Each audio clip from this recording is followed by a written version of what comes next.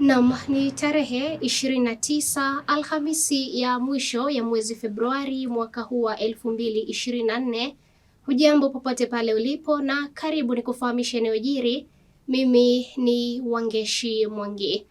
Idara ya hali ya hewa humu nchini imetoa tahadhari kuhusu uwezekano wa mvua kubwa kushuhudiwa kati ya mwezi Aprili na Juni mwaka huu. Haya yanajiri siku chache baada ya mvua kubwa iliyoambatana na upepo mkali kunyesha na kusababisha uharibifu mkubwa katika kaunti za Nairobi na Kiambu. Mapema wiki hii, idara hiyo ilionya kuwa huenda mvua kubwa inayotarajiwa kunyesha ikasababisha mafuriko katika maeneo mbalimbali na kuwataka wakazi kuwa macho.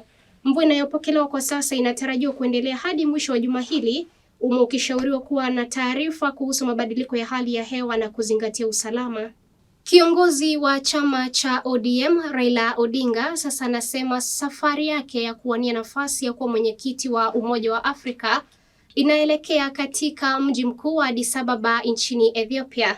Na akizungumza katika kaunti ya Kisii alipofungua rasmi mradi wa soko mjini Marani, Odinga amesema ana imani kuwa serikali za Afrika zitaunga mkono azma yake ya kuwa mwenyekiti wa tume hiyo ya Umoja wa Afrika. Juzi mimi nilikutana na Ruto na Museveni. Nilienda kutafuta kura ya Museveni. Sawa. Ruto vilevile akaja pale, alikuwa vilevile na shughuli pale. Nikutana na yeye. Nikamwambia hata wewe nataka kura yako. Wakakubali yeye na Museveni ya kwamba watanipiga mimi kura.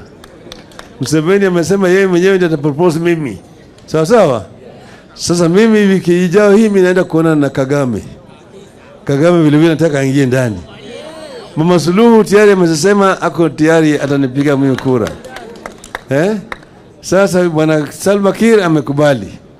Sasa hii bara hii yote Afrika Mashariki yote nataka kufyaka. Nao mawakili 15,000 walifika katika vituo 48 vya mahakama kote nchini kuwachagua viongozi wapya. Uchaguzi wa chama cha wanasheria nchini uliruhusiwa kufanyika baada ya mahakama kuu kukataa ombi la kupinga chaguzi hizo lilowasilishwa na Yashim Butende. Uchaguzi huo ulioanza saa 2 asubuhi unalenga kutafuta rais mpya wa chama hicho kuchukua nafasi ya Eric Theuri anayeondoka. Naibu rais wa LSK Faith Odhiambo anachuana na Caroline Kamende, Njoki Mbose, Bernard Ngetich na Peter Wanyama kuwania kiti hicho.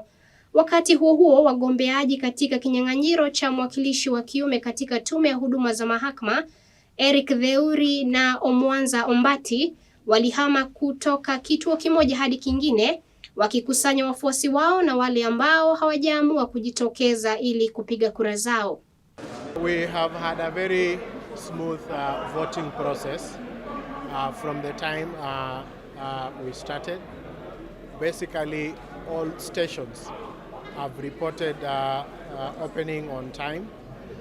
The materials were adequately supplied, so we have no issues with regards to the general administration of the election.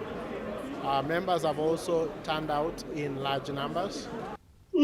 Na kufikia hapo ndo mwisho wa taarifa. Shukran za dhati kwa wale wote waliofanikisha taarifa hizi. Kwa habari hizi na zaidi, tembelea tovuti yetu ambayo ni www.capitalfm.co.ke.